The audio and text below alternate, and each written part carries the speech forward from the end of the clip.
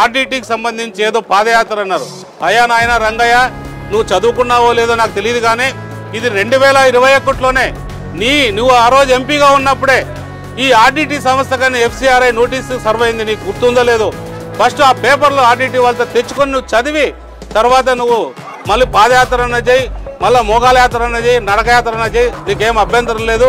కాకపోతే ఆ రోజు 2021 నుంచి ఈరోజు 2024 వరకు నువ్వు ఎంపీగా కొనసాగావు. ఇన్ని రోజులు ఉండి కూడా నువ్వు దాన్ని గురించి పట్టించుకోలేకుండా ఈరోజు మా ప్రభుత్వం వచ్చిన తర్వాత ఆగస్టులోనే మేము మన అమిత్ షా గారికి కూడా లెటర్ రాయడం జరిగింది. అలాగే మా ముఖ్యమంత్రి గారు కూడా మన ప్రధానమంత్రిని అమిత్ షా గారిని కలిసి విషయం చెప్తే అదే ఆర్డిటీ వాళ్ళకు కూడా తెలియజేశారు. మీరు కొత్తగా అప్లై చేసుకోండి, మీకు మేము ఇస్తామన్నారు. మన లోకేష్ బాబు గారు అనంతపురం పర్యటనకు వచ్చినప్పుడు కూడా ఇదే విషయాన్ని మన మన్సూర్ ఫెరార్ గారు కూడా తెలియజేశారు. ఆయన కూడా చాలా ఆనందం చెప్పారు. ఆయన వద్దు బాబు పాదయాత్ర చేయొద్దండి, మాది రాజకీయం చేయొద్దండి అంటే, మేము ఆర్డిటీ కోసం చేస్తున్నామంటే ఆర్డిటీ కోసం నువ్వు అనంతపురంలోనో లేదా కళ్యాణదుర్గంలో చేస్తే రాదు. నువ్వు ఏదైనా చేయాలనుకుంటే ఢిల్లీకి పోయి ఆడ అమిత్ షా ఇంట్లోనో లేదా నీకు సంబంధించిన పార్టీ ఆఫీస్ ఉంటుంది.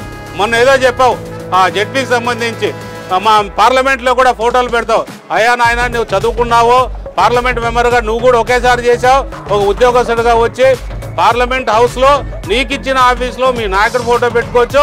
మీ నాయకుడు వల్ల కుటుంబ సభ్యులు ఫోటోలు పెట్టుకుంటే దానికి కూడా ఏ రకమైన అభ్యంతరాలు ఉండవు. కాబట్టి అది వేరు, ఇక్కడ జెడ్పీ ఆఫీస్ అనేది వేరు. ఇది ఒక ప్రభుత్వ కార్యాలయం. ప్రభుత్వం కార్యాలయంలో అక్కడ ఉండాల్సింది ముఖ్యమంత్రి గారి ఫోటో, అలాగే ప్రధానమంత్రి గారి ఫోటో, అలాగే పవన్ కళ్యాణ్ గారి ఫోటో మాత్రమే ఉండాలి అక్కడ. అలా కాకుండా నీ ఇంట్లో నీ కుటుంబ సభ్యులు పెట్టుకోవడానికి ఇక్కడ లేదు.